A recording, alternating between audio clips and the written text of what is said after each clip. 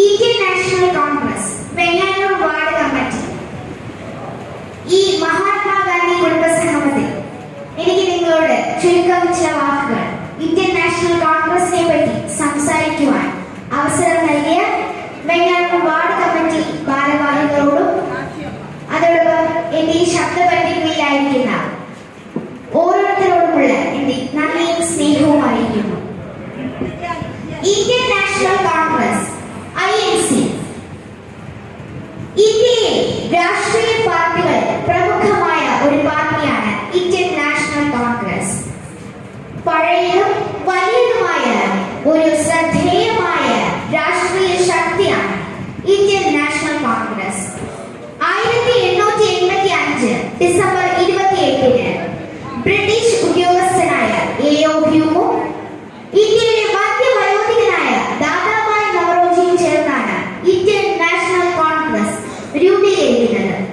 19-ാം നൂറ്റാണ്ടിന്റെ അവസാനത്തിലും 20-ാം നൂറ്റാണ്ടിന്റെ മധ്യത്തിലും, അതായത് ഇന്ത്യൻ സ്വാതന്ത്ര്യ സമരം നടക്കുന്ന കാലഘട്ടത്തിൽ ഇന്ത്യൻ നാഷണൽ കോൺഗ്രസ് എന്നത് ഒരു കേന്ദ്ര ബിന്ദുവായിരുന്നു.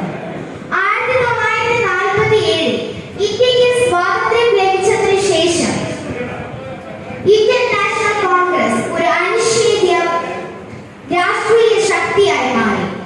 1947 ഇന്ത്യക്ക് സ്വാതന്ത്ര്യം ലഭിച്ചതിനു ശേഷം നടന്ന ലോക്സഭാ തെരഞ്ഞെടുപ്പുകളിൽ 6 തവണ വ്യക്തമായ ഭൂരിപക്ഷത്തോടെ നമ്മുടെ ഇന്ത്യൻ നാഷണൽ കോൺഗ്രസ് ഭരണം നടത്തുകയുണ്ടായി. 4 പ്രാവശ്യം മുന്നണിയായി ഭരണം നടത്തുകയുണ്ടായി. ജവഹർലാൽ നെഹ്റു മുതൽ മൻമോഹൻ സിംഗ് വരെ 7 പ്രധാനമന്ത്രിമാർ ഇന്ത്യ എന്ന മഹാരാജ്യത്തെ വഴി നടത്തുകയുണ്ടായി. 1924-ലാണ് നമ്മുടെ ഗാന്ധിജി ആദ്യമായി ഇന്ത്യൻ നാഷണൽ കോൺഗ്രസിന്റെ അധ്യക്ഷ സ്ഥാനത്തേക്ക് വരുന്നത്. കുട്ടികൾ ബാപ്പുജി എന്ന് വിളിക്കുന്ന ഗാന്ധിജി. എന്റെ ജീവിതമാണ് എന്റെ സന്ദേശം എന്ന് പറഞ്ഞ മഹാത്മാ ഗാന്ധി ഇന്ത്യയിലെ പാവപ്പെട്ടവർക്ക് മാത്രമല്ല, ലോകമെമ്പാടുമുള്ള നിസ്സഹായരായ ജനതയ്ക്ക് വിമോചന പോരാട്ടത്തിന് എക്കാലത്തേക്കും വഴിതെളിച്ച യുഗപുരുഷൻ എന്ന നിലയിലാണ് ഗാന്ധിജി ചരിത്രത്തിൽ അടയാളപ്പെടുന്നത്. ലോകം മുഴുവനുമുള്ള ജനാധിപത്യ പോരാട്ടങ്ങൾക്ക് ഇന്നും വഴിതെളിക്കുന്നുണ്ട് ഗാന്ധിസം. സത്യം, ത്യാഗം, സ്നേഹം, അക്രമരാഹിത്യം എന്നിവയെല്ലാം അദ്ദേഹത്തിന്റെ പ്രഹരശേഷിയുള്ള ആയുധങ്ങളായി മാറി. അദ്ദേഹത്തിന്റെ സത്യാഗ്രഹം എന്ന മൂർച്ചയേറിയ വാളിന് മുൻപിൽ ആയുധങ്ങളും വെടിക്കോപ്പുകളും എന്തിനേറെ പറയുന്നു, ഒരു സൂര്യൻ അസ്തമിക്കാത്ത സാമ്രാജ്യം പോലും കീഴടങ്ങേണ്ടി വന്നു. 1929 നമ്മുടെ നെഹ്റു ലാഹോറിൽ വെച്ച് നടന്ന സമ്മേളനത്തിൽ അധ്യക്ഷനാവുകയുണ്ടായി. ഇന്ത്യൻ നാഷണൽ കോൺഗ്രസിന്റെ ഏറ്റവും നാഴികക്കല്ലായി മാറിയ സമ്മേളനമായിരുന്നു ലാഹോറിൽ വെച്ച് നടന്നത്.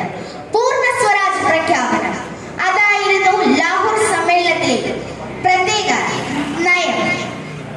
അതിനുശേഷം നമ്മുടെ ഇന്ദിരാഗാന്ധി ഇന്ത്യൻ നാഷണൽ കോൺഗ്രസിനെ നയിക്കുകയുണ്ടായി. ഇതാണ് നമ്മുടെ ഇന്ത്യൻ നാഷണൽ കോൺഗ്രസ് പ്രസ്ഥാനം. ഇന്ത്യയിലെ ജനങ്ങൾക്ക് വേണ്ടി രക്തം കൊടുത്ത നമ്മുടെ മഹാത്മാഗാന്ധിയുടെ പ്രസ്ഥാനം. മതത്തിന്റെയും ജാതിയുടെയും പേര് ഇന്ത്യ എന്ന മഹാരാജ്യത്തെ പിച്ച് കീറാൻ വന്നപ്പോൾ എല്ലാ മതങ്ങളും ഒന്നാണെന്നും ഹിന്ദുവും ക്രിസ്ത്യനും മുസ്ലിമും എല്ലാ മതങ്ങളും ഒന്നാണെന്ന് കാണിച്ച ജവഹർലാൽ നെഹ്റുവിന്റെ പ്രസ്ഥാനം. ഈ നാടിന് വേണ്ടി ഞാൻ ജീവിച്ചു, ഈ നാടിന് വേണ്ടി ഞാൻ ജീവിക്കും, എന്റെ രക്തം കൊണ്ട് ഞാൻ ഇതിഹാസം എഴുതും എന്ന് പറഞ്ഞ ഇന്ദിരാഗാന്ധിയുടെ പ്രസ്ഥാനം. പിറന്ന മണ്ണിന് കൂറും സ്നേഹവും നൽകി എന്ന കുറ്റത്തിന് മരിക്കേണ്ടി വന്ന രാജീവ് ഗാന്ധിയുടെ പ്രസ്ഥാനം. അതാണ് ഇന്ത്യൻ നാഷണൽ കോൺഗ്രസ്. അതിനുശേഷം സോണിയാഗാന്ധി ഇന്ത്യൻ നാഷണൽ കോൺഗ്രസിന്റെ അധ്യക്ഷ സ്ഥാനത്തിലേക്ക് വരികയുണ്ടായി. ഏറ്റവും കൂടുതൽ കാലം ഇന്ത്യൻ നാഷണൽ കോൺഗ്രസിന്റെ അധ്യക്ഷയായിരുന്ന വ്യക്തി സോണിയ ഗാന്ധിയാണ്.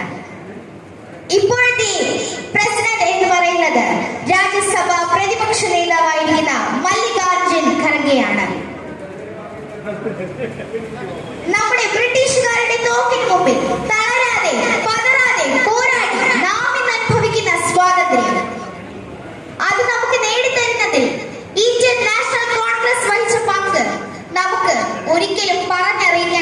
അറിയാത്തതാണ്. ഇന്ന് നമ്മുടെ കേരളം ലഹരി മാഫിയയുടെ അടിമത്തത്തിലേക്ക് പോവുകയാണ്. ഇന്ത്യ ജാതിയുടെയും മതത്തിന്റെയും പേരിൽ ആക്രമണങ്ങളാൽ നിറഞ്ഞിരിക്കുകയാണ്. ഇവിടെയാണ് ഇന്ത്യൻ നാഷണൽ കോൺഗ്രസിന്റെ പ്രവർത്തനങ്ങൾ കുടുംബ സംഗമത്തിൽ നിന്ന് ഉയരേണ്ടത്. Indian National Congress Venganoor ward കമ്മിറ്റിയെ ഞാൻ അഭിനന്ദിക്കുന്നു, ഇങ്ങനെ ഒരു കുടുംബ സംഗമം ഇവിടെ സംഘടിപ്പിച്ചത്. നമ്മുടെ ഇന്ത്യയെ ഒരു നവ ഇന്ത്യയെ പടുത്തുയർത്താൻ നമുക്ക് എല്ലാവർക്കും ഒരുമിക്കാം. ജയ് ഹിന്ദ്.